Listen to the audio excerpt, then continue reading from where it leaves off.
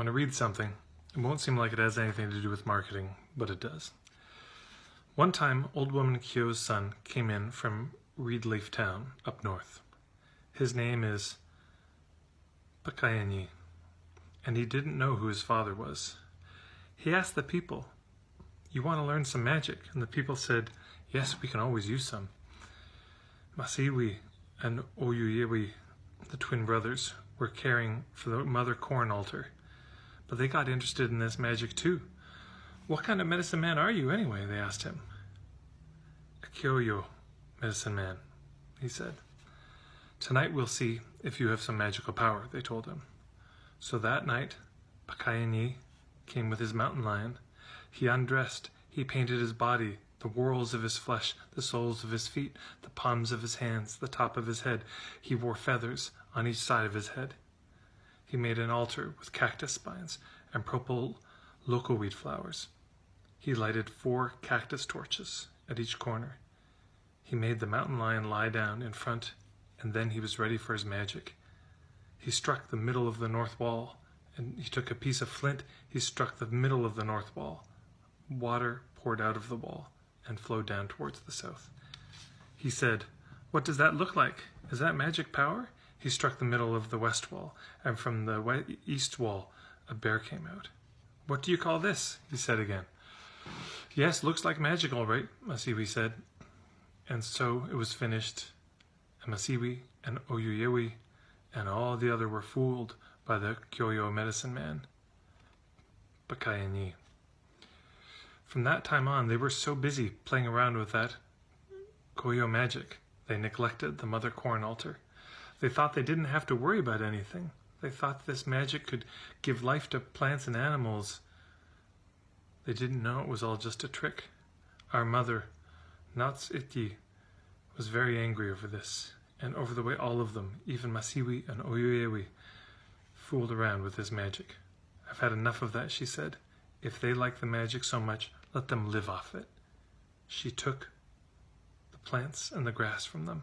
No baby animals were born. She took the rain clouds for her. So that's from this book, Ceremony by Leslie Marmon Silko, which is an extraordinary book I just finished reading. And when I read that piece, I couldn't help but think about the tricks and the tactics that get used in marketing. So often, people use these tactics that seem to work in the short term, you know? The rush to the back, the sign up now, the social proof, the false scarcity and urgency, the false claims or inflated claims, misleading sales copy, the lack of filtering out anyone who's not really a fit. All of this gets used in a kind of steroidal fashion, and that you see a lot of muscle growth, but the muscle growth isn't real. It's not genuine. And people get very into these tricks. I did, oh my gosh, when I was younger, start learning neuro-linguistic programming, or, anyways, around sales, and getting so obsessed with all these little interesting details. And because the promise is if you do these work and they're undercover and nobody will even notice that you did it, which of course speaks to the shame that people have about marketing, that people actually think they're doing something wrong by entering the marketplace and letting people know about what they're offering. And so since I'm doing something wrong, I should hide it. So now if I can do something that's hidden and is under the surface that nobody will notice and it works to get me clients, well, that's great. And so there's all sorts of this, and it is a kind of a dark sorcery, these marketing tactics. You're at workshops and you put people into these peak states of ecstasy and then make the offer.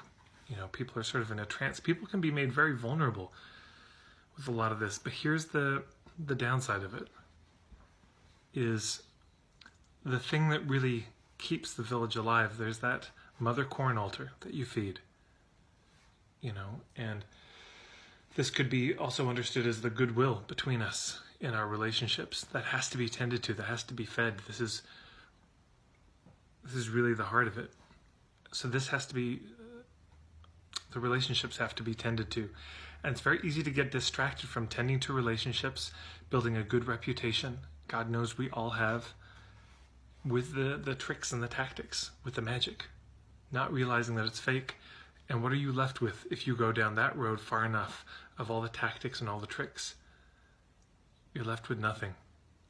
Once that goodwill evaporates and dries up, once you have a bad reputation, there's not much left anymore. And again, we've all been, I'm not demonizing, I'm not pointing any fingers at anyone here. We've all damaged our reputation with certain people in certain situations from bad behavior, from trying to take the easy road, from trying to do the quick thing that gets the results right away. Wait, you mean instead of having to go walk so far for water or dig a well, I just do this magic trick, hit a thing, and then water comes out of the wall? Whew. Instead of having to hunt the bear for the pelt, and it's meat and it's fat, I could just hit this wall and a bear come out of the other wall? Well then, why not? It's so much easier. That's the promise I see. So much of the sales and marketing stuff, just learn these quick tactics and no one can say no. You know, I remember there was a time I really explored a lot of the dating and the pickup art stuff, and very similar promises, of course. And if you go a level deeper, of course, one of the darkness of it, the trouble of a lot of this stuff, is it gives the implication of a kind of control over other people that is neither honorable or desirable. It's just not proper. Of course, they're going to be the one to make the decision. And so this thought that, well, you can learn all these tactics that fundamentally remove the choice of the other person, this is not good. Because, of course, there's a lot of reasons. Things will be a fit or they won't be a fit. Plenty of them. You know, even on dating, you might do everything right. You dressed right. You smell good. You know, the opening hello is good. You have a good conversation, but they just got out of a really bad relationship. Or, you know, you might even see someone you're attracted to and walk up to say hello and get utterly blown off, and it wasn't you. You know, it was just they've been approached so many times or they're having a bad day. Of course, there's lots to pay attention to.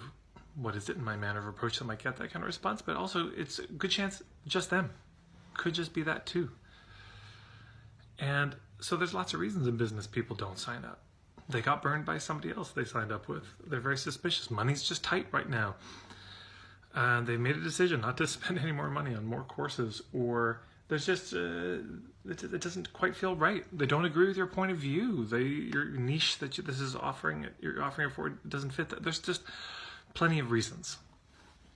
And when we get obsessed with the magic tricks of all the techniques that we can use to get everyone to say yes, instead of trying to be a lighthouse, a beacon that our people would see and then be drawn to. And as we focus on this fast road, the short road of the tricks and the tactics to get people to say yes, ignoring the fact that just a clear niche, a really clear, well-articulated point of view, good relationships with hubs, and doing well with our clients, and a number of other, core things. That's what really grows your business. People say, no, that person does a good job. They really help people, and they're a good person. That's where a business grows. And yes, you can magnify that, but you can't replace it. You see what I'm saying? If we understand that's the mother corn altar of your business, is tending to those things. Doing a good job, treating people well, building good relationships in your community. If you stop tending to that, eventually it dries up. Yeah, and then what are you left with? Not much. So anyways, I read this and I just wanted to share it. I can't recommend getting this book enough. She's got a few other books. Again, Leslie Marmon Silko. Really recommend reading it. And I've just been having conversations with a few clients about this, about the dark magic that gets used in a lot of sales. And I do mean, I'm not trying to give it as a metaphor. Magic and sorcery has always happened here on the tongue. It's always something that's spoken. And marketing is a lot about words, So there's a kind of magic that's being evoked when we do it. And if that magic is being used self-servingly for us to get what we want in the exclusion to the consequence to other people, it is dark indeed. So that's my thought for the day. There's more to share, but that's enough for the moment. Thank you so much.